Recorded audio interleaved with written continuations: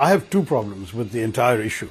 The first one is 50%, which ostensibly will keep the same proportion, the same percentage, is actually a mathematical illusion.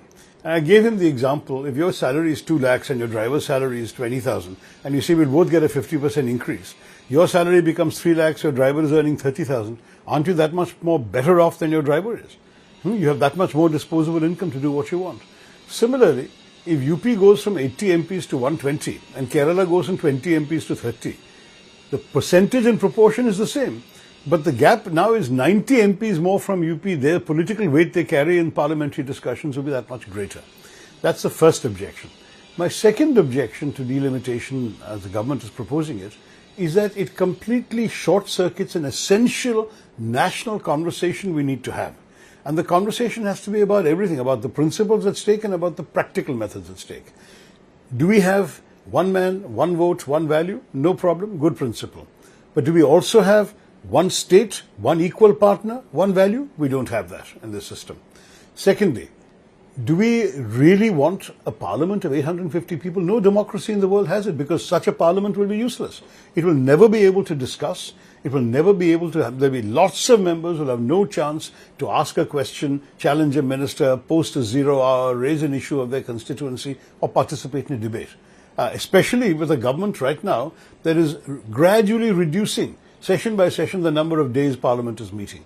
So you're going to have something more like the Chinese People's Consultative Conference, where you have 1,000 delegates and the great leader comes in, everyone thumps their table, there's no real discussion, there's no real unanimity. That's not what a democracy needs.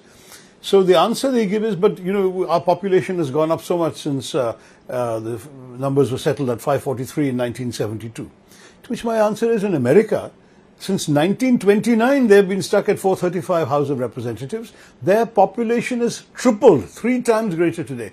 But they know that you can't have a much larger house because there will be no meaningful discussion. So they've kept the same number, and each representative, or MP as we would call them, represents more people. Now there is one more thing to be said. They say, how can an MP meaningfully represent 2.5 million people, for example? The question is, represent in what way? What are MLAs for? When your population goes up in a state, you have every right to increase the number of MLAs so that each MLA still services about the same number of people. Let them look after local issues. Let them look after roads and potholes and drainage and whatever local problems there are, and state-level budget issues, state-level political issues. And let the national parliament only be for national issues. Then you can be comfortably under 600 and there'll be no problem. But all of these issues need to be discussed. So many other countries have grappled with similar issues. European Union also has 27 states. We have 28. What does European Union do? They say the smallest states will have a minimum number of MPs. The biggest states will have a maximum number. So there can never be too much of a gap. Your population in Malta or something will be 800,000 people. Your population in Germany will be 80 million people. But there isn't, 100 times gap between the Maltese number of MPs and the German number of MPs. There's one possible approach.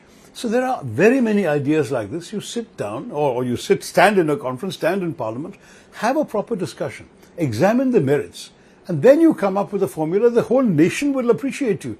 But you can't just go around, frankly, buying or taking MPs from other parties and then saying, now you have the majority, the 2/3 majority, you're going to pass the bill. To my mind, that is unfortunately anti-democratic, whereas what you're supposed to be doing is perfecting your democracy by making it more representative.